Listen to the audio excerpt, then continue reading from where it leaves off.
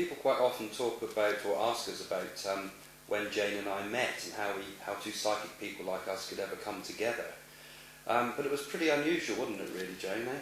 I mean, I was demonstrating in a spiritualist church, in a tatty old one down in the Eastleigh area in England, and I'm giving a demonstration, and I have to come to this lady in the audience who's wearing blue, because I'm being told by the Spirit that I've got to come to the lady in blue in the audience. And I gave the name of the communicator, which was an Ethel, and various other details about the person's life. And it was actually Jane's grandmother that was telling me to communicate with her. Now, this for me was very interesting, because I had been given a prediction a long time before by a really famous medium here in the UK who went all over the world, and particularly Australia, called Doris Stokes. And she actually said to me that I would meet my future wife on the 6th of March, and it was the 6th of March when I met her, 9 years after she told me this, and that I'd be a medium by then, and I was working as an advertising executive at the time, it was preposterous for me to consider ever becoming a medium. I was in a successful career, and to chuck that in was crazy. And she even told me, like the day I met, and she even said that her name would be Jane Wallace. And in fact, it was Jane's name, it was Jane Willis, her grandmother in the spirit. Her maiden name was Wallace, wasn't it? Yes. And that afternoon, before I went to the church, I had my grandmother visit me from the spirit world, saying, go to Eastleigh Spiritualist Church. And I thought, what on earth do I want to go there for? And I thought, oh, well, I'd go. It'd be an evening out. Yeah, it was like it was matchmaker, wasn't she? Yeah, and I said, who's the medium tonight? And they said, oh, Craig Hampton Parker. And I just visualised an old man with a cloth cap on, Craig. An old fart, you mean? No, an old man. Some old men are quite distinguished looking. Yeah. And Craig came to me and said, I'd like to go to the lady there. I have your grandmother here. And I remember saying to Craig, how is she? She gets around, doesn't she? Mm. And then afterwards he asked me if he could come for a reading with me. And for once in my life, I really was stuck for words, because I felt instantly attracted to him. Strange. Not strange, but I felt as if I knew you all my life. Yeah, there was. And do you remember we had that strange thing too, where we have the mark at the back of our necks?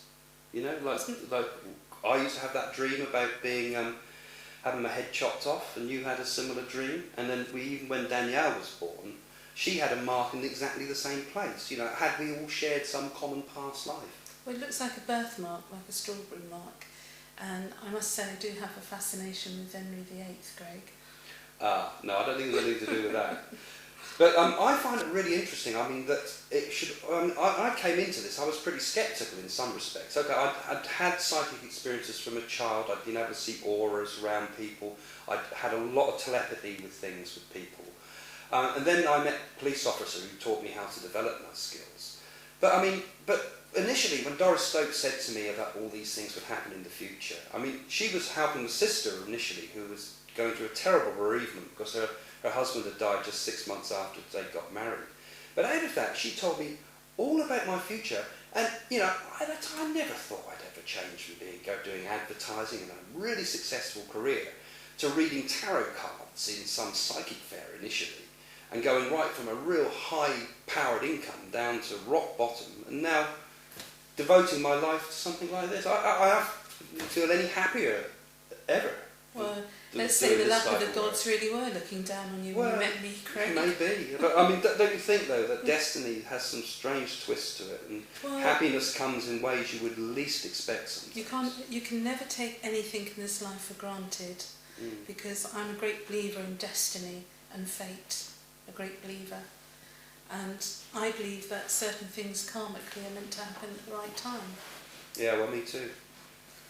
Particularly, actually, also my interest in India, and having been to travelled Rishikesh and Varanasi, and I have such a fascination with psychic history too. Those places, the things you can feel from ancient places, like when we go up to Stonehenge and places near us.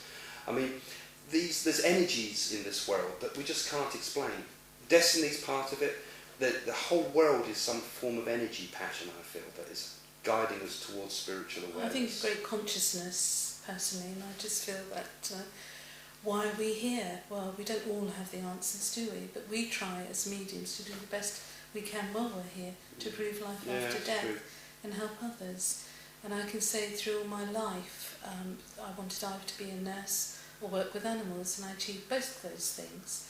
And I believe that my role of being a nurse was to bring compassion out to people, nurture them and help them. We were destined to do this work. Absolutely. Really.